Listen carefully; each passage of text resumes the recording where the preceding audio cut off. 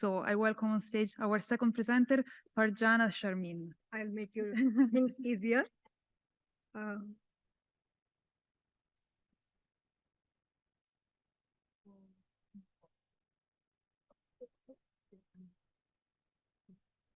Hello everyone. So I think I am the only one who is representing South Asia here.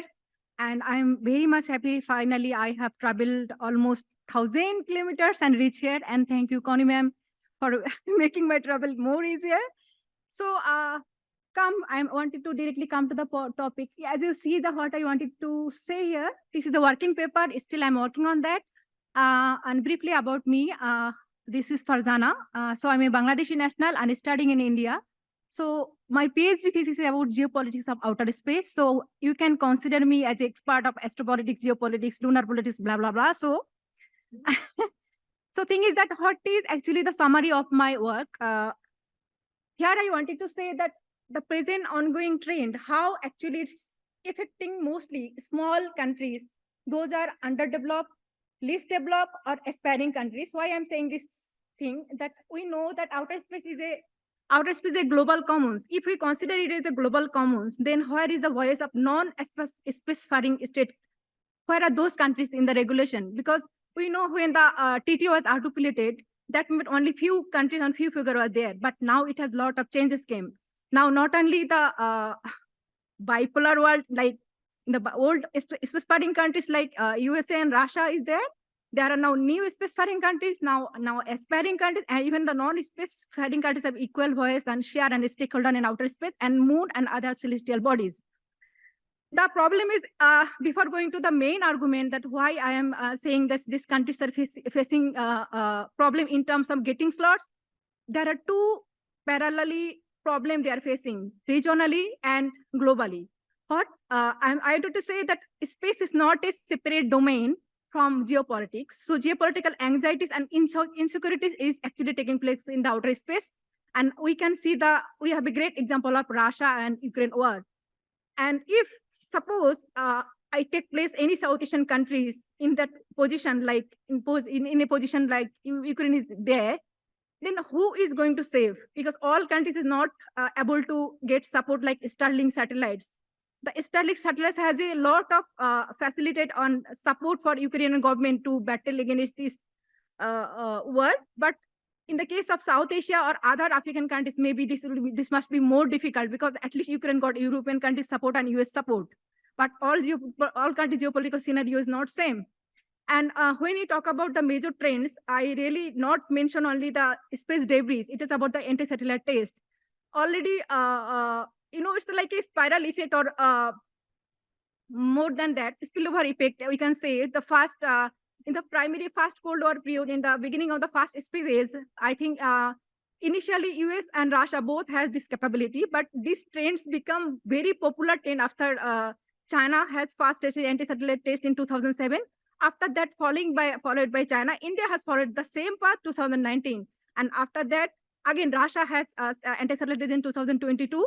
And next, the countries are keep following the same path, including US.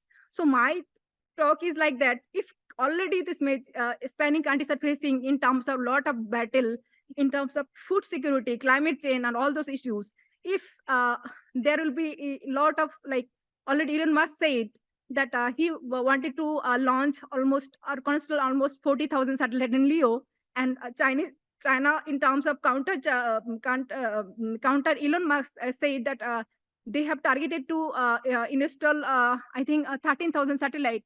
What will be the stake of the rest of the countries? Because as per my knowledge, there are 193 countries in the world, and only 80 countries has satellite, but all countries doesn't have the capacity of launching their own satellite. They are dependent on other countries, either major space-faring countries, either private entrepreneur like Elon Musk or Virgin Galactic or other countries. So now come to the dual capacity of satellite. Maybe I don't know, there is a satellite in our sky that is actually looking into my countries and getting all data. Because if Bangladesh like country or Nepal like country, Bhutan like country, if they seek help from United Nations and get that data when they need it in the disaster management process from other countries, then at the same time, data is not limited only about they are checking your sea, moon, and other those things. they have the similar capability to collect other data. So I'm not sure what type of information actually the countries are collecting when they are collecting the weather satellite data. So I think this is the time for any nations, including aspiring, non-aspiring, and countries. They have equal right and equal share in equal manner to at least get a stake there. But I think I can see the future here because I am leaving this thing to all expert astronomer and the UN body and ITU people, because when a aspiring country face a lot of battle in getting the slots. Why I'm saying this thing? I have literally have lack of knowledge how this technical regulation and rules work. But as per my knowledge, if geostationary orbit, the rules is still there that who will come first, they will get the slot. Then if any small countries will battle for the same thing, it must be difficult for them to reach there because some states already occupied those slots and it's very difficult for them. And the impact of environmental impact of LEO and mega constellation LEO, that is unexpected till now. And because see, there are a lot of event already happened. There was a SpaceX capsule, I think, one object dropped in the South Wales of Australia. And last time you can see the Indian one space object was also dropped in Australia, but there is not a single compensation or liability event or example happened, I think, since 1969. Only one incident, as per my reading, that once, I think, Soviet, Russia, and Canada, they have some compensation deal, but I'm not sure that actually worked in the final successful way or not. So the last thing is how can space can be used in a sustainable way when the major countries have their own national policy and national law. Suppose now UAE, Luxembourg, and United States and India is actually promoting their commercial space entrepreneur and private entrepreneurship. So sometimes this law actually conflict with the major outer space treaties and its values, because all small nations actually they have a huge expectation from the United Nations and ITU because they think they are the guardian of outer space.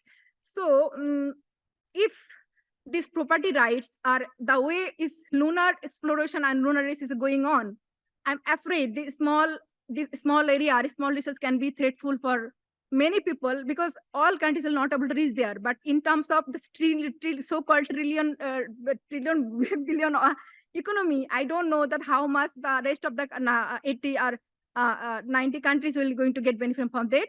But countries are coming together. But at the same time, the geopolitical anxiety, as in the beginning, I have told you all that the regional cooperation and technology transfer is not able to process because of again, this knowledge power nexus. We know that globalization is taking place in terms of market. Maybe Elon Musk will love to, support to Bangladesh or small countries. But if someone will ask Elon Musk, okay, share how you have done this thing, how you make these technologies, he's not going to do that. So knowledge and power and nexus is still there. So this is why Global South maybe face more difficulties and they can be always be Global South. So I seek this international platform to collaborate and cooperation, these small countries, so we also can fulfill our dream to reach outer space and moon. Thank you.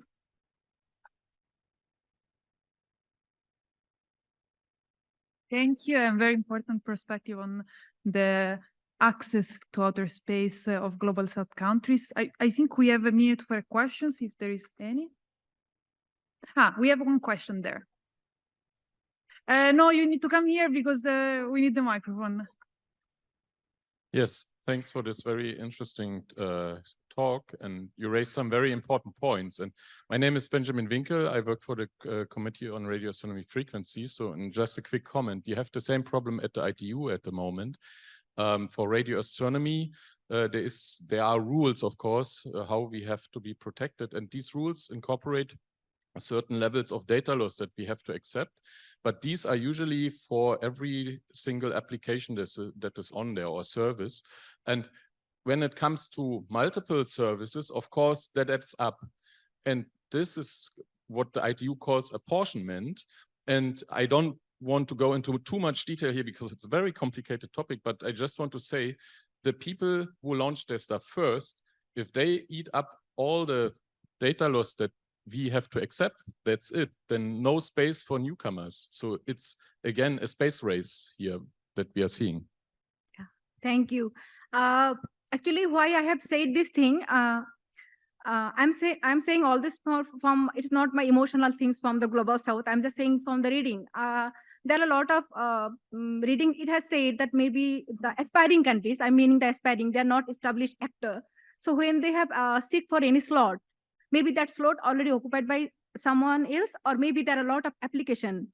So my question is, I'll show you one thing. Yes, we don't have much time. So Okay. Okay. I think it's not anymore. Okay. Anyways, so just I wanted to see just one question to everyone. I just wanted to know from Leo to Mio to Geo, who are actually occupied those slots, and how many of the global south stake has a slots there? Because Bangladesh has paid to Russia, that slot is not even up to the Russia. That is above the Indonesia. So practically, if Bangladesh has to pay anything for that slot, that should to the Indonesia, not to Russia. So my complaint is why does so-called great powers, they keep their satellites and they don't leave that place. So this is my reading and research. I'm working on it. I think I'll get more cooperation and the real data from you people than the reading. And you are the real people who can actually reach my concern to the actually concerned authorities. Thank you so much. Thank you. Thank you very much.